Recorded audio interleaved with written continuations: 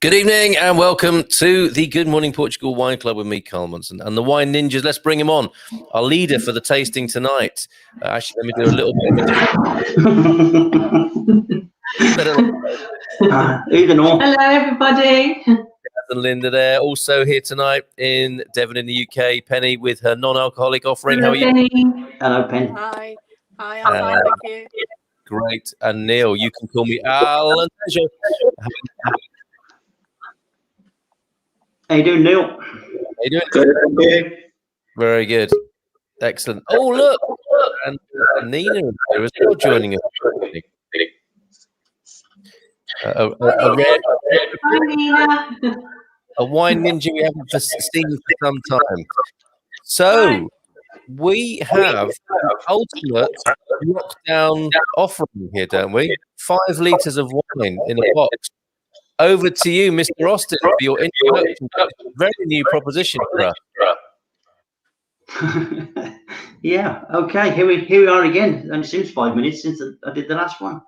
Thought it's time we did the old box of wine tricks, because we've been steering clear of it, I think. And I think that we need to look at why we need to do a box of wine. And really mainly it's because to me, it's a growing market. People tend to be buying more boxes of wine now than ever, so it kind of tests out to see what the quality is like and what the value for money article is about. Let's just talk before we go any further. I've learned a trick with this box of wine. Now I'm going to try and say this without any innuendo or whatever it is, but how to open these boxes of wine. But this is the second box. This is the second box, right? And I found it easier when you go for the tap inside, right, is if you tilt the box on its back, yeah? So all the fluid goes that way off the tap, yeah? So you open the thing, orifice, and you pull the tap out because the weight is not on top of the tap now. You can pull it out and find it easier. And obviously when you get it to that stage, you're ready to go. Otherwise, like you found, you're going to be, it's somewhat like a veterinary experience, isn't it, really? It's just trying to find it, but that was a lot easier. So that's a little tip I found out. So that's by and by. Let's just go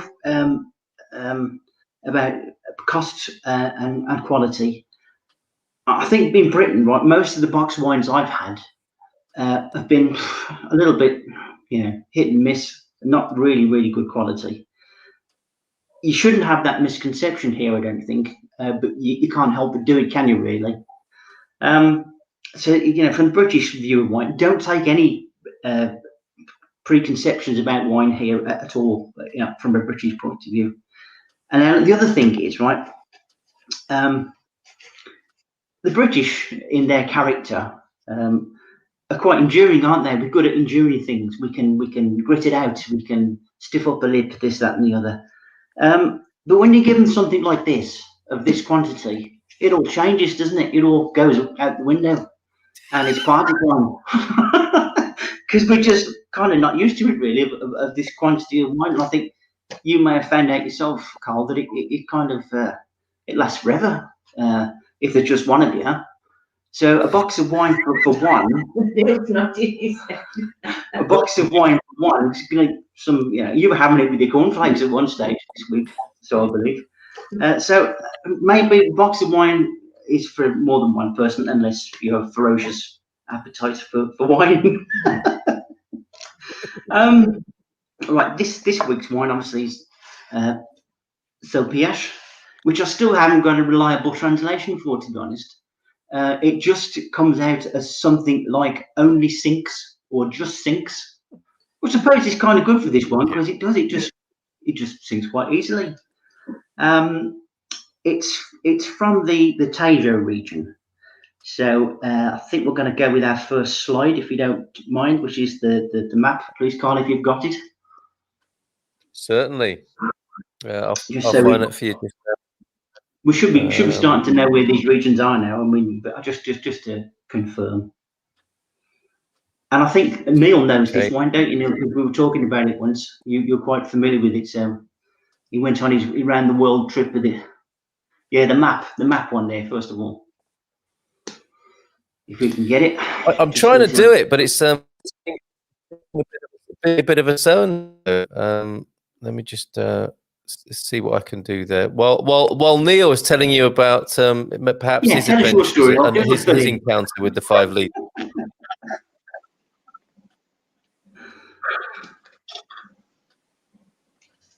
No, he's not. Sorry, Here we go.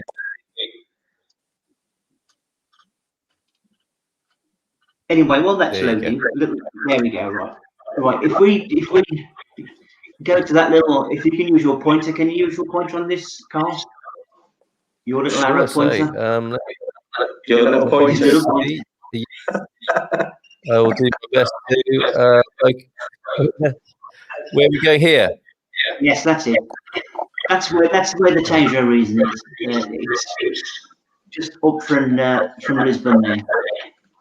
I'm getting the feedback from someone. Getting an echo. I'll just mute from it. There you go. That should sort it out. Right, Tejo region, otherwise known as the British used to call it the Tagus, or Tagus if you're Portuguese. And since 2009, it took on the title of the River Tejo region. So you'll see that on most of the wines from that region. And if we go to that website, if you can find that while we're discussing the virtues of the Tejo region, which is certainly there's a few nice images there, so we know the sort of terrain that we're dealing with. It's known. That's the wine Portugal. This one. Yeah, that's the one. Now, if you go to the top there, it says on the top bar, where are we? Tejo. Sorry, there, slideshows, the second bar down. Slideshow, that's it. Yeah. It just brings up a few little bits and pieces. Yeah. So vineyard, it's a very, very diverse region because you've got obviously the river that runs through it. You've got the open plains, and then it goes up to the higher hills and mountains. So there's a good variety of wine here to be had. But this wine, I think, comes down from actually by the river on the plains there. So it's in the floodplain region, which is very fertile, obviously, because the river floods and deposits its clay, etc. Wow, look at that. That's where we're talking. It's probably this sort of region that we're talking about where the wine comes from tonight. It's a big old river. It runs down there through into Lisbon that way, so it gets very big. Probably one of the major rivers in Portugal, to be honest. But I just throw that one in there because it kind of shows you the terrain that you're dealing with, which looks very pleasant, I must admit. Yeah. The region is also well known, obviously, for its vineyards, olive groves, cork forests, and the beautiful Lusitano horse, which I think you've got a picture of there in case anybody doesn't know what it looks like. If you can pop that up for us, which I think are absolutely fantastic creatures. If you have a look at one, they're marvelous creatures. I'm trying to find that now for you. Here we go. It's a marvelous stallion for sure. Lusitano. That go for excessive amounts of money. They're really worth a lot of money. Okay, and I'm just swelling it on the screen a little bit so everyone gets a better view. Okay, should be there. There we go. Come along, horsey. There you go. Now, what a magnificent beast that is, eh? Beautiful. Yeah. But I was looking at one of these just out of curiosity, and a really good one is going to set you back about 30 grand. Woo! So we're not talking cheap here. Just a side point, yeah, they come from this region as well. The main grapes in this region are our old friend Touriga National, who we're quite familiar with now.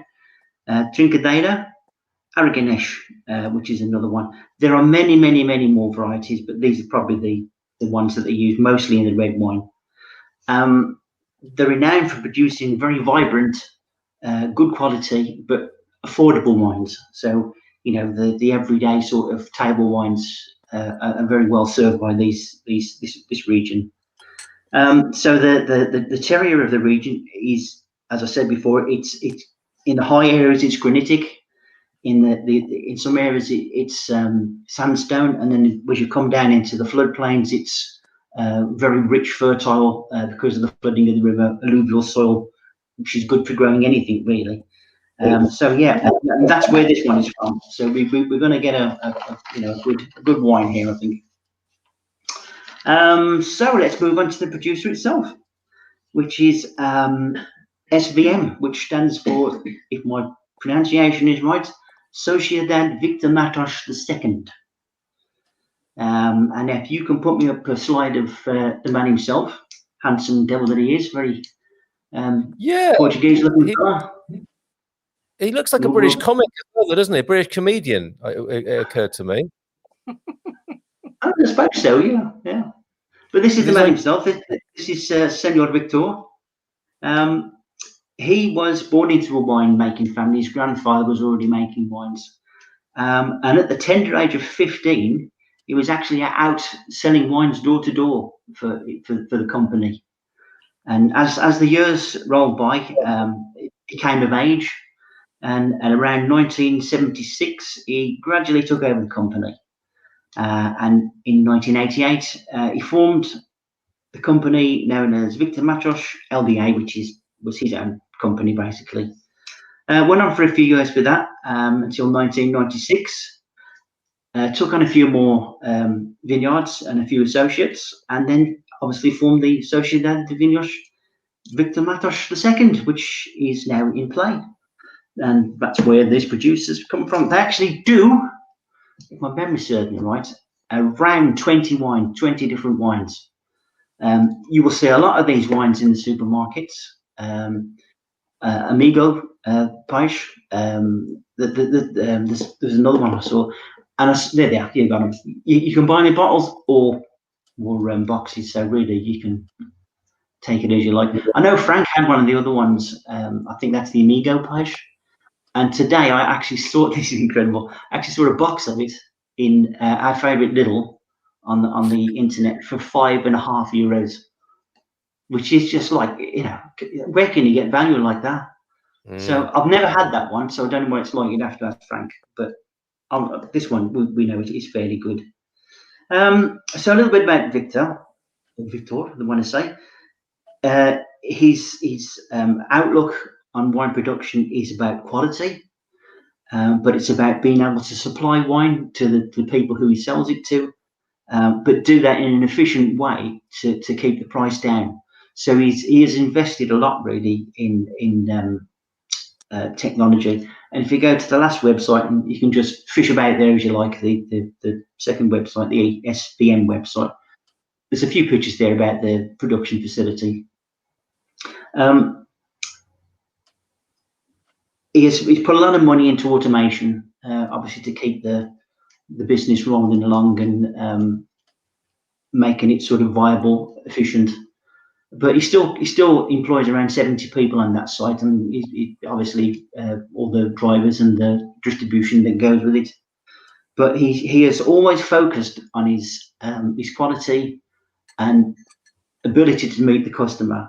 Now he plays this not necessarily just on a single market. He'll do the domestic market, but he also imports as well. So these wines are gradually finding their way around the world for those who want to try them, which is good news, really. I mean, we should export a lot more Portuguese wine because it can stand up to anything else the world can throw at it, I think, from what I've tasted. So, best of luck to this guy. It's not a well-developed winery like we've seen before with numerous visitor centres, this, that and the other. But he does have plans. His future plans are to make a wine-making museum because obviously he's acquired a lot of stuff over the years which he can use. And I don't know whether this will still go on, but a hotel near Lisbon, which is like linked to the winery and the hotel. So that should be interesting to watch. This wine, I see it in a very sort of practical way. It's a good dual-purpose wine. Some of the wines that we've had, some of the finer wines from up north, the more complex wines, you've got to be careful, as Neil has said before. You've got to open them, let them breathe, get to the right temperature, and treat them a little bit more. This one, right, you open it and you can virtually drink it at any temperature. and you don't necessarily need to let it breathe. All wine likes to breathe, but I've tried this in various different situations, and it's been good along the way, whichever format you put it in. And really, to me, it's a bit like a Swiss Army knife. It fits all occasions. You know, you can have it at a party. You could have it just in the kitchen to have a glass of wine. I think you just sit on anybody's table and be happy. So I think really we should have a taste. What do you reckon? Absolutely, Gary. Can I just go to a few comments before we do that? And there are some lovely comments. This one, as you said in a previous show or two, there's a great Portuguese wine for every occasion. Great to see boxed wine here in the club. I didn't find Sopiash in time. I'm drinking what I already had at home, Via Latina, Vinho Verde, but I will be trying Sopiash when I next come across it. Cheers, guys. Sally in Lisbon. Hi, Sally. Great to have your company. Pete and Diane here tonight. Boa noite, comrades. Andre Ajandi, I think a newcomer to the club, or only a couple of visits, possibly, as well. Good evening to you, Andre. Good evening, everyone. I think that's from Sally. Paul Garcia, another newcomer, I think. Hola, amigos. My favorite wine is Porta de Ravesa. I should buy stock into the company, considering how many garrafas I drink. That's a really good way of looking at it, Lauren. Paul, and over to Lauren now. Hola, Bonoit in North Carolina. Celebrating tonight, I think, over there in the United States, Lauren. And before we move on, talking about this diversification, Gary, it looks like they do condoms as well at this company, right? Is that what these are? Does that look like condom marketing? I haven't seen this one. This is. I don't know. This is well, okay. Maybe just my twisted mind, and I should know better than to be careful sharing things on screen, of course. And Dave and Debbie Sopiash Fresco is good. Great to hear from you, Dave and Debbie Wino. So yes, Gary, taste it. Well, okay. And the other nice thing about box wine is I've noticed that when you actually pour it out, it kind of self-variates through the tap, which is nice. It puts a lot of air in it, which kind of helps. But it's a lovely little, like you say, splooshy glug when you. Look at it. It sounds like he's milking a cow there. Did you hear that? I mean, look, come on, he's put air in it already. It's got a lovely colour. I'll give that to you, love. Okay, thank you. Lovely dark colour, right? And what to expect from this, right? Now, when I first drank this wine, and the first taste I had, it's the wine cow. The first taste I had, right? I instantly thought this is going to be like a settable wine, because it comes roaring in with that big fruity sort of attitude, and it's a bit like a a puppy you've let into the room to try all the nuts. But then, unlike the settable one, it calms and it soothes, and then all the subtleties come through, and you get a lovely. I can only describe it as a figgy-like sweetness to calm everything down. You get all that lovely red fruit, the dryness, the spice, and then it's just smooth. So go on, get your nose in there. So what do you think? Neil has this sort of voice. Are you ready to tell us the story, Neil, before we plug? Sorry? Are you ready to tell us about you've had this on a voyage, haven't you, this wine? Yeah, we had this in 2017. We sailed from Jersey down to Portugal as the first leg before we crossed the Atlantic. Went down to Canaries, Cape Verde Islands, across the Atlantic, and I knew we wouldn't be able to get Portuguese wine, so we stocked up. So we brought a load of several cases of the Lebra, which we had a couple of weeks ago, in bottles, and several boxes of the Sopiash to take with us, because we knew we wouldn't be able to get down to that point in the Caribbean. You just couldn't. It's impossible to find Portuguese wine at all. So we had the Lebra. As was our favourite at the time, we limited ourselves to only one bottle at the beginning of each month. So we looked forward to opening that bottle of Lebra. And then the Sopiash we had as a sort of everyday wine, if you like, until it ran out. So it travelled several thousand miles with us, and it was as good as the day we brought it. Really good. It was our favourite go-to box wine then. 4 years ago, and it's just as good as that. It's great value, good quality box wine without doubt. We found a couple of others since, but this is great. Thank you, Neil. That's great. I mean, to know that it's been on a boat and sailed around, we probably took Pias further than anyone else in the world, I reckon. Brilliant. All right, lead us then, Gary. Let's go for this tasting of what sounds more like a urinal than a milking, says Pete. Classy wine. And I was trying. I really was. I was really trying tonight to not be smutty and try and be professional, but boy, it's all gone now, hasn't it? Really, it's what people have come to expect of the wine club. What I want from you is a little bit later on, when your glass is empty, we need a Benny Hill style close up of you milking that box again, because we can't see the tap, and as you bend over the box and press the tap, it's quite comical. But back to your tasting. Yeah, there it is. That big rush of fruit, dark fruit, a bit of wood, a little bit of vanilla, certain dryness, and then that lovely calming sweetness that goes with it. Oh, dear. I'm sorry, but Are yeah, you getting wood, Carl? I'm definitely getting wood. It was the first thing that came to my mind was woodiness and tobacco. I get a bit of tobacco as well. Do anyone else getting that? Is that because your house is on fire, or? I hope not. It's funny you should say that, but the wood burner has been on a lot quite recently, and it's my job to stoke it. If you compare it to some of the other wines that we've had, it doesn't have a very sort of long taste. It's intense, it's very enjoyable and very satisfying. But if you compare it to some of the Alentajos and the Dows, etc., it doesn't have that length of taste. But it's none of the worst of a wine for it. What it does very well, I think. And for the value and the price of it, I mean, you really can't moan, can you? To me, it's a like Neil said, it's a good go-to wine. It's a TARDIS, mate. I can't believe the story for me is that I bought this because you said, didn't you? Whilst you're getting Carl's wine last week, you might as well get the Pias box while you're out. Very responsible shopping, under lockdown and all that sort of stuff. I bought it at the same time, but I couldn't wait. And I did that, vet thing. It was my first experience of a boxed wine, getting the tap and everything. And it all came spurting out. And it was like, and it's the same box as I bought last week. And it is Doctor Who TARDIS wine. There must be more than 5 litres in there. And they do 10 and 20 litre boxes, I noticed when we were looking at the website just now. Which, what happens to that? Do you have to get that delivered? 20 litres of Pias. It's extraordinary. And like you said, every time I walk past the box, I'm tempted just to taste a little bit. Like you said, I nearly had it with my cornflakes the other day.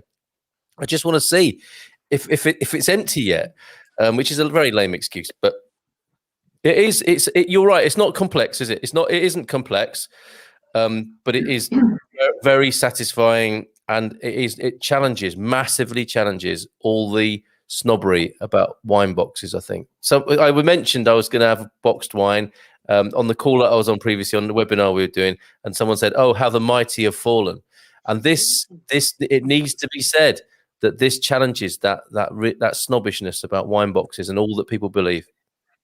Well, I think we must. I mean, we did the test, the little test to see if we could find a decent wine there, and I still really haven't found a wine that really beats that Pacheco Rosé. I really like that. I've had a lot of rosés in between, and then we've done ports and stuff, and now we've done a box wine, and we should challenge the preconceptions that we've got, and we can't afford to be snobbish and elitist because the people out there, there's varying budgets that they can spend. It's nice to have a really good quality wine, but you couldn't buy one every week. One of these can sit on the side for. I mean, the one I finished probably lasted about 2 weeks, and that's both of us, cracking away at it. So, like you said, I think it's like that Viking horn that kept filling up. It's a strange magic. It is. It's quite something. It's yet another Portuguese cultural experience for me to add to the many, that you learn about. That one that came up on the show, was it this morning or yesterday morning? Portugal is definitely a place where you can leave your door open, and not only can you leave your door open, you find a bag of oranges in the room when you get back. It's added to that wonderful list of wonderful Portuguese experiences. Angela saying best boxed wine we found here in Florida is a Nighthawk Red Blend. I believe it's a Botox or Botox for short. That's me adding that. But we love the value for money. It's €17.95 US dollars. That's the point to be made here. How much was this, Gary? Did we mention that yet? No, we haven't actually. I've seen this for as little as €7, but it's usually priced around 9. Compared to $17 US at 4 bottles worth there. It's amazing value, isn't it? Incredible. It is incredible value. It's 5 litres, isn't it? Oh, yeah. So it's more than 4 bottles worth. Yeah. Yep, absolutely. The other thing is, I think we should mention, right, is if you're like kind of a bit sort of concerned about your alcohol consumption, this will do you no good whatsoever, really, because I found with a bottle, right, it's easy to gauge. If you have a bottle, yeah, that's it. You know where you are. It's very rare to have probably more than one bottle in a particular night or sitting. With this, you could just keep, draining away at it if you wanted to. So it's probably not good for your health as far as concerned input, but hey ho. Yeah, you have to learn restraint, don't you? I quite agree. I think it's Joseph. There are so many nice boxed wines. People just have a preconception about it. I don't know if that's Sally or Joseph. Joseph says he's been called worse things than Sally in his time. Good evening to you, Joseph, and thank you for your beautiful pictures of your farm in our Happy Homesteaders group. Angela W goes on to say, yeah, the only Portuguese wines I can find locally are Port and Madeira. Where are you in the United States, Angela? And thank you for joining us tonight, Marcos. Carl, this wine is very good, but speaking about Portuguese Northwest wines, Vilarinho wine is the best from the Alto Minho province. We've got to go there. So let's go round, shall we? Neil is drinking this, aren't you, Neil, tonight? What's your considered and additional view on this? It's a great everyday drinking wine. As I said, it was our go-to boxed wine for everyday drinking for a few years. Gary actually beat me to it because I was going to go for a boxed wine, so you jumped in there before me, so well done.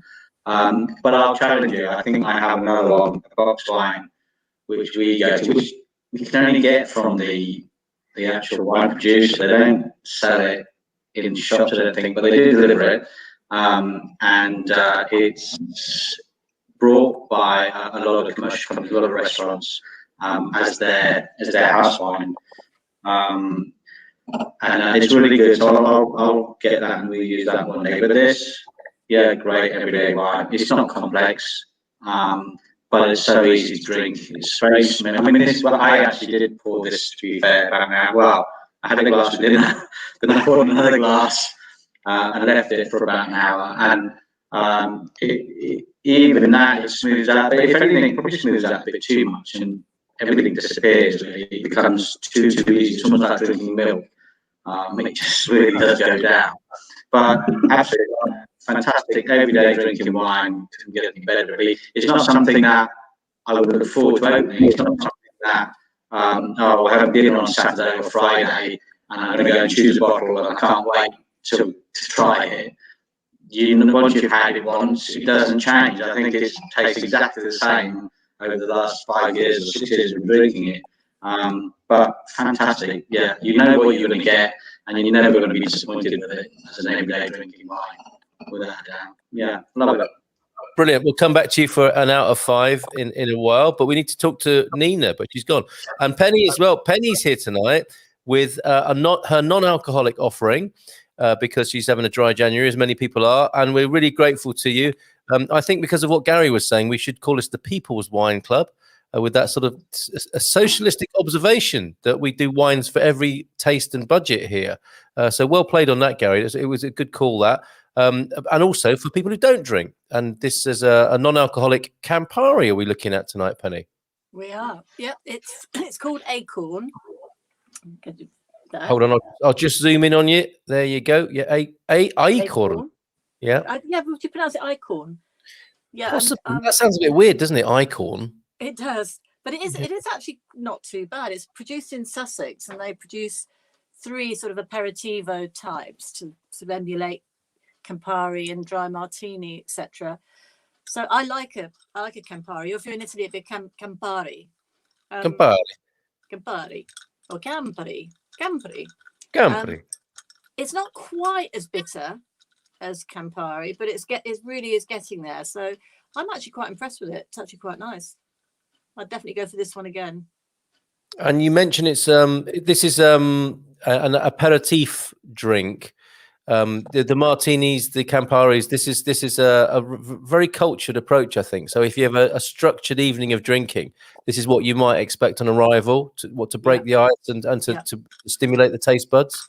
And in fact, Campari itself was made in about 1860, and it was actually made to be almost like a medicinal drink to aid digestion. So in fact, when America had prohibition, Campari actually stayed on the shelves because it was seen as a medicine. So, well, hey,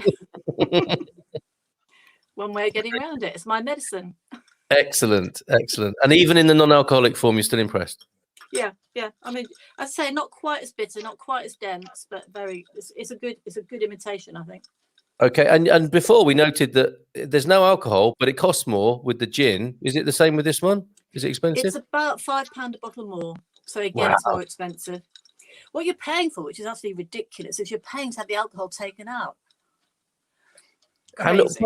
But presumably economy of scale as well, right? So once you start producing wine like this, can you imagine how many gallons or litres that Pias produced? I mean, that's going to bring the cost down, isn't it? Yeah, that is true. But I've noticed that since I bought some more, because I do keep some non-alcoholic stuff in stock just for when we have people coming around who don't want to drink even, or if I'm like dry January. But I bought a couple this time to try. And now on Facebook and Instagram, they keep popping up all these amazing non-alcoholic drinks. You know how when you buy one thing, you get advertised over and over again. But there are hundreds out there now. It's a huge market, albeit still a small market, but it is actually a big growing market. I think absolutely, along with veganism, I think we're going to see it grow and grow. And you're absolutely right. You do have to be careful what you search for online because it comes up in the ads on the page. Let's go to Nina now in Devon. Hasn't been here for a while. You've muted yourself, Nina. Hello, how are you? Are you okay? I'm fine. Hello? Can you hear me? Oh, good. We can now. Okay, so I think the line has settled down. How are you and what are you drinking tonight? I'm okay, and I went to Lidl's tonight, and as I got to the till at Lidl's after doing my shopping, I've got my little card that popped up, and it said, "We have an event on," and all these Portuguese wines, and I was just about to leave, and I had a Cassius and everything. I was like really mortified, so I had to say to the cashier, "I'm mortified about this because I've done my shopping now." And she went, "Oh, don't worry, I can pay later and get some more." I was like, "It's my one trip out. So I can't," but I did anyway. I went back and got some more in disguise with a hat on and everything. So I've got this. So you hold on, let me just zoom in. You've actually got a Portuguese wine promotion going on at your local Lidl. Yeah, and Lovely. They have loads. I can't even show. That's great. That's to stop people feeling bad about not coming to Portugal and it from Britain. So the Torre de Ferro is there. Amazing. It's lovely. It's really nice. So I'm quite enjoying it. They didn't have any box wines. They're all in their little posh crates part of Lidl. When it's gone apparently. So, but they didn't. I couldn't find any box stuff. So. All right, and we'll come back to you for a score and for a little bit more of an explanation about how you're finding that wine. A few more comments, but then we'll go to Gary and Linda because I'm looking forward to Gary leaning into the box and squirting another glass full out. I can do that for you now if you want me to. All right, let's zoom in on this, everybody, because this might be a really good thing to have on the video. Here we go. Everybody ready? Yeah. Okay.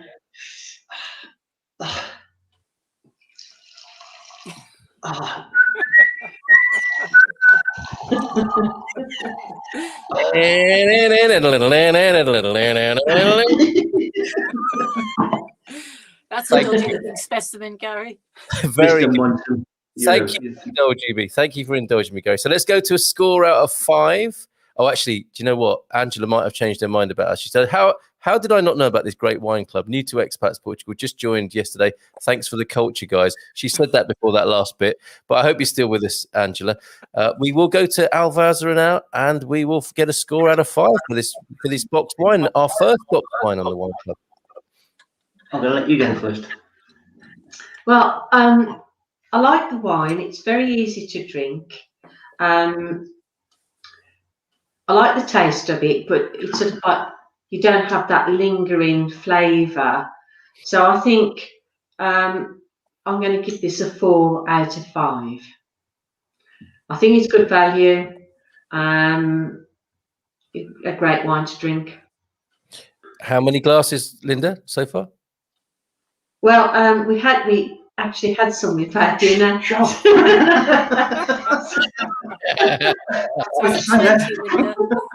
So this is my second glass, but I mean, you know, I've been drinking it 2 weeks, so That sounds bad. That really does sound bad.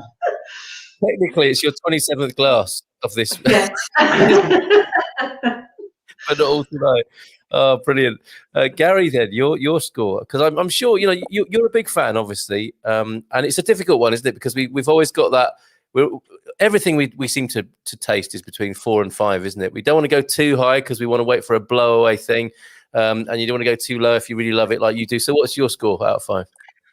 Well, you're right. I mean, you can't compare this to the more expensive wines. You've got to keep it in context. So, with value in mind, with taste in mind, I think a 4 is fair. It's a fair marking because of the price versus the taste and the quality. So yeah, I think 4 is fair for me. Okay, with this kind of in brackets, it's all about context again, isn't it? Yeah. You know, if among boxed wines, I imagine that the score might go up, but we're comparing it to other things. We're comparing it to what we're used to. Yeah. From our previous tastings. Okay. To the Alantasia, while we stay with the Sol Pias. Neil, would you mind unmuting yourself and giving us your score out of 5, mate?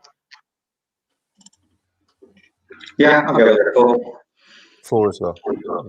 Yeah, good everyday drinking wine, as I said, not complex, no problems, no questions. It's just, I don't think anyone would ever be disappointed about this wine. Yeah, and that's a really important, again, in brackets thing to say, isn't it? It is just so reliable from what you're saying, and there's a lot to be said for that. Yeah. And we do look forward to yours. It's almost like a boxing match. Forgive me, when you reveal your box to us at some point in the near future. Okay, let's mute him up. Okay, I found some very good card Bordeaux. I didn't know they were called that. That's very clever, isn't it? As I refer to them. Good examples in Portugal and certainly in France. Saves a lot of trips to the recycling bin as well, doesn't it? Which takes us back to a comment made by, as I recall now, by Peter. So, have you ever managed to completely drain your internal bladder of Sopiash? This is a really good question about the internal bladder. Because you know how my stepfather, bless him, he's actually not very well in London tonight, a poor old fella. Lots of love to you, Bucko, in the UK. But I remember him, he used to love a drink. And he would actually wring the neck of a glass bottle even and hold it, just to make sure he got the last few drops. The box wine takes it to another level, doesn't it? How do you go in, Gary, after when you get like 4.9 litres for the last little bits? What's your strategy? Scalpel or what? Do I go in? What a term that is. I mean, it seems to go on forever. I mean, just when you think you've got it, you find another litre or so in the bottom. But I think what you should do, the very last, say, quarter of a glass, half a glass, play for safety, because all wine has some sort of a sediment or bits or whatever. I mean, you've had your value out of it, for God's sake. If you don't want to waste it, put it in your cooking something. But I'm just thinking maybe with that much wine, there's got to be some sort of sediment right in the bottom. So I wouldn't be tempted to take it right, and squeeze the bladder, so to speak. Drain the snake.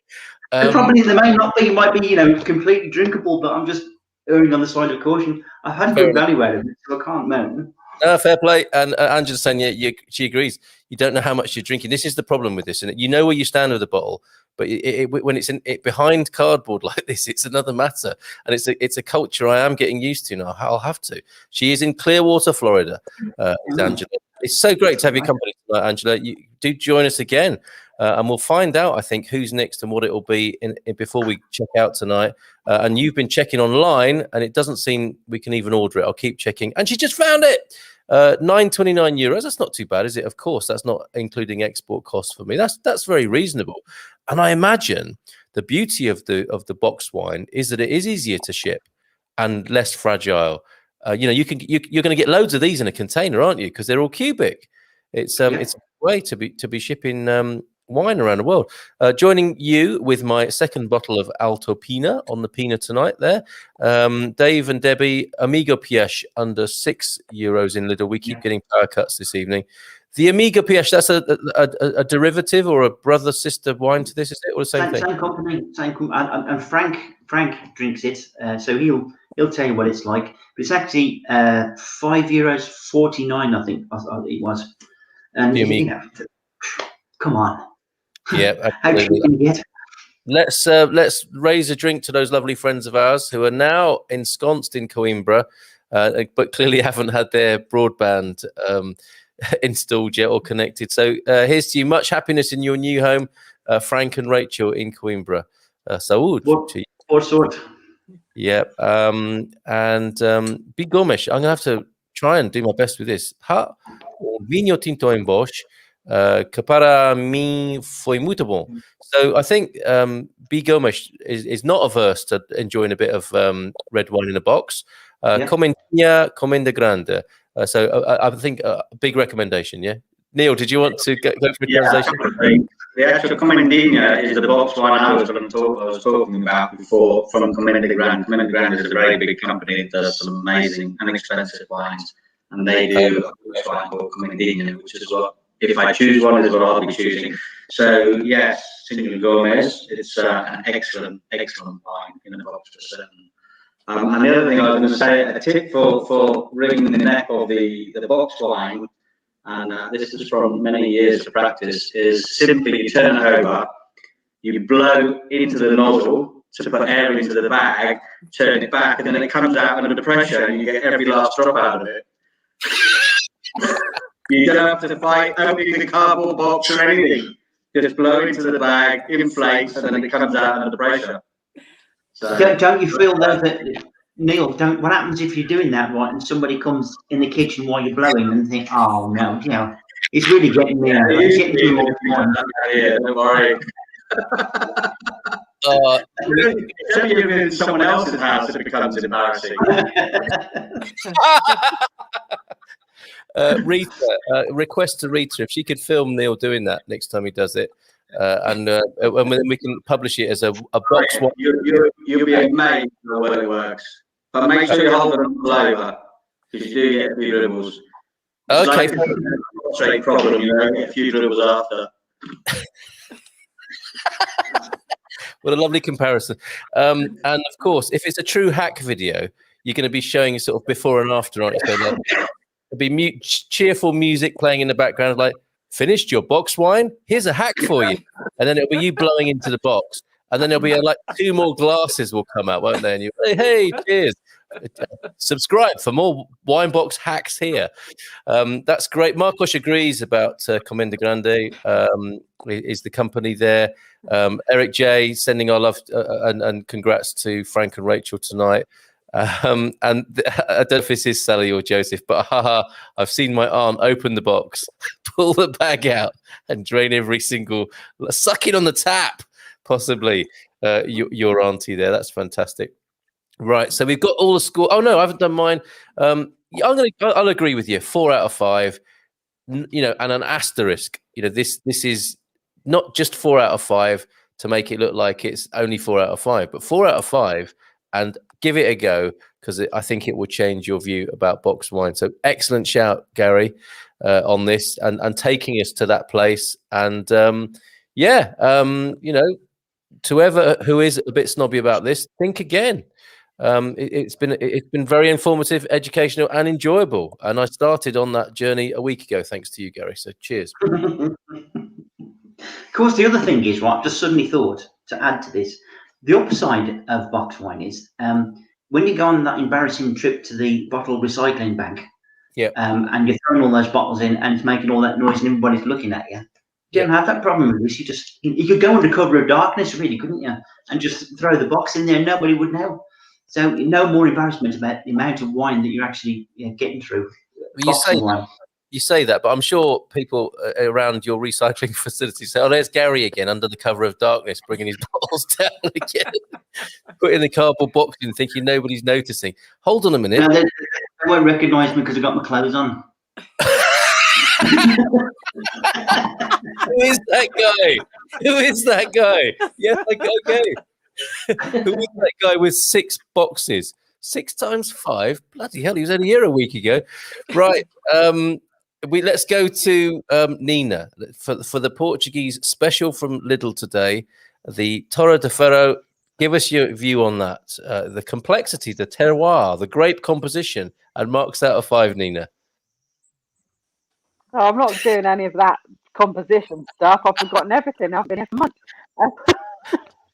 Just a score, no, it's lovely. It's quite, it's lovely. It smells lovely. Like it's going to be really quite full-bodied, but it actually is quite light, which is nice.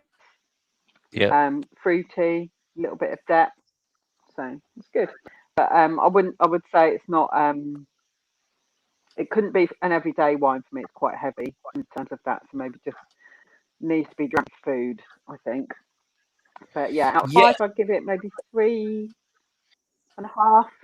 Oh, okay, all right. And has your as a vegan, because so many of these full-bodied red wines, people would say, oh yeah, you want that with game, you want that with beef, you want it with the heavyweight meats. Now, from when you're incorporating wine into a vegan diet, has that changed how you buy wine? And what do you pair with a really full-bodied red wine if you're a vegan? No, because I don't know, because I really like my game. Yeah. Also considering eating meat again, so probably not in January, but anyway. But mushrooms, something with quite a lot of mushroom-based stuff in it, because that's got quite a meaty taste to it. So something like that, I think. Yeah. Okay. Yeah. Some serious, like a great big portobello mushroom stewed in some Marmite or something like that. Yeah. The best recipe idea ever. Marmite. I don't think Henry would eat that. Okay. I'm thinking something like a nice wild mushroom risotto. That would be lovely, wouldn't it? Yes. Wild mushroom risotto with a bit of garlic. Yeah. Well, I like risotto, but somebody else in here doesn't like it, unfortunately. But what did I make? I made a shepherd's pie, but with the fake meat tonight, and that with quite a lot of mushrooms in there, and it's gone quite nicely with it. So yeah. Very good. Lots of love to Henry, of course. Could you? We're blowing a kiss to you to pass on to Henry. Henry. Yeah. Okay. Penny, thank you very much. Penny, non-alcoholic Campari, marks out of 5, and a bit more. First of all, I just got to say I'm gobsmacked, because back in the sort of late 70s, early 80s, when we drank a lot of boxes of wine, I always sucked. I didn't blow. If only I'd known. If only I'd had that hack, life would have been so much easier. But hey ho. I imagine people still talk about that to this day. But and if only they'd known. If only we'd had the internet then. Yeah, if only. But this one I can't base it against other non-alcoholics, but based against Campari, I'd give this probably a 4.5. It's good. It's quite good. Yeah, and there's clearly a whole kind of market and vibe and interest group in this non-alcoholic sort of specialty drinks, and the the art of knowing the right sort of drinks, starting off an evening, in this structured way that I mentioned before, knowing what a Campari really is, knowing what a martini really is, I think is such a fascinating and interesting thing, and warranting another club, like a drinking club rather than the wine club. But it's interesting, isn't it? How I think the marketers got hold of it, didn't they, in the 70s? And the famous Leonard Rossiter advert. Which was that? Was that for Martini with Joan Collins and Leonard Rossiter? Campari. What's the Campari? Yes, Campari and lemonade though. It was Campari. Well, Lorraine Chase? What did she do? She would advertise something like Campari. Luton Airport. Luton Airport. That's right. Yeah, but what was the product? I Campari and soda, I think. Yeah, it's amazing, isn't it? We remember the celebrities, but we don't necessarily remember what they had in their hands. So I think we will. Careful, someone might make a meme out of that, Penny. Keep your eye on the internet tomorrow with a gagging order. No, that's not right.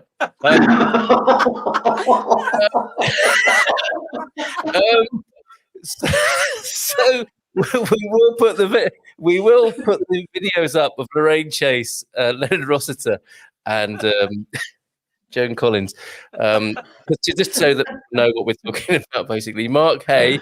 We have a pub in the UK. Oh wow! And have 10 wines on draft. Same concept, but with 20 litres and 30-litre containers. Oh, hold on. You right there, Gary? It's like the scene. It's like the scene from Naked Gun. Give it a shake. Give it a shake, mate. Yeah. Do you remember that scene from Naked Gun where he goes into the toilet with his microphone? With the radio mic. Yeah, it was that.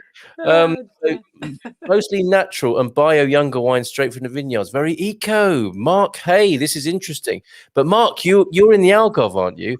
And am I being a bit too presumptuous to suggest that the wine club might come to the Algarve when circumstances allow? And we'll have a little bit of a meet up and a wine tasting with you in the Algarve. That would be lovely, because we haven't been right down south, have we, with our wine tasting, as far as I'm aware. We haven't gone past the Alentejo yet. So that could be a nice fixture, Mark. But lovely to hear about that. And your boozer in the UK there. Fingers crossed for you that it's all good as far as lockdown goes and the pandemic, and that you're back and bouncing and doing business soon. And we careful, someone might make a meme out of that. Wonderful, Gary. Well played. Great job. Who's next? Is it you, Neil? Next, Frank. It's Frank next. So it's a bit of a mystery. And I was in touch with him today. He went to where we had that lovely wine tasting evening. He's been back to the Campagnese shop, and he's bought a full-bodied Barada wine. So I'm thinking Frank and Rachel might take us to the Barada. Yeah, it was white, wasn't it? I think it was a white from Agda. Really? Barada, yeah. A white from Agada. Yeah. Get on, all right.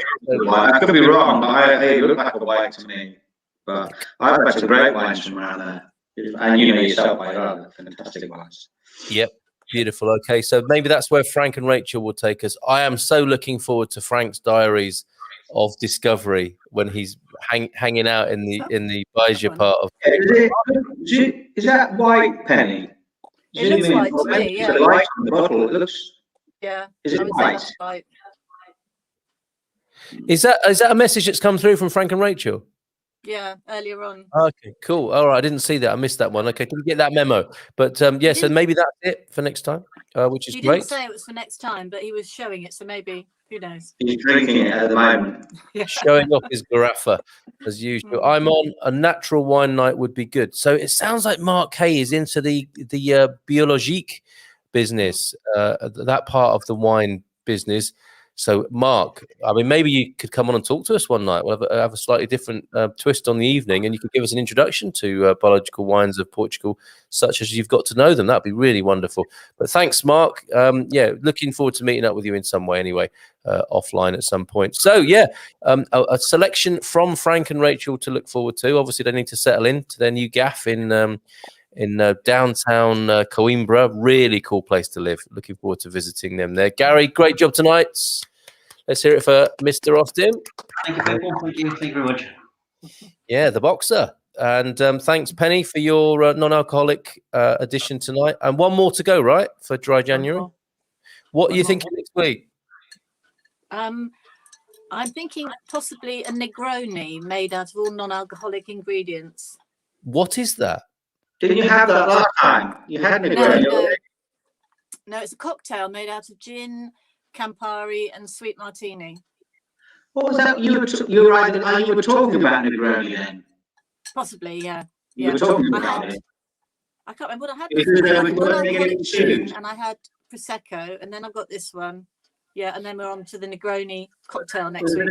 A French company, and they were being sued. That was a non-secco. Ah, non-secco, okay. Mm. Same principle on the name, though. Same principle with the name, Negroni. No. What's the what's the other alcoholic drink? Well, the Negroni is the Oh, cocktail. it is the same principle because it's going to be a no-grony, isn't it? It is. Neil's ahead of us there. It's a no-grony. Yes, Well, you don't know. I might be close to it. You never What's the know. alcoholic version? What's the alcoholic version called? Negroni. So it's a Negroni or the no-grony. Negroni. The Negroni is alcoholic. Yes. I thought you were going for non-alcoholic. He is. She is. We're going no-grony.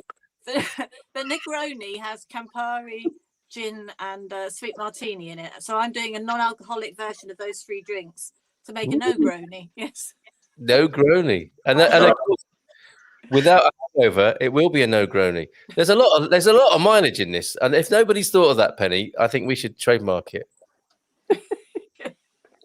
All right. I think bottle it, yeah. Ninjas, we salute you. And Eric J saying good night all. See you in the man cave tomorrow, of course. That's come round quick, isn't it, Gary? Enough, isn't it? It didn't seem 5 minutes since we were tidily going off to bed last week, didn't it? Even though we watch grass grow and paint dry from week to week, or sometimes both at the same time for added excitement.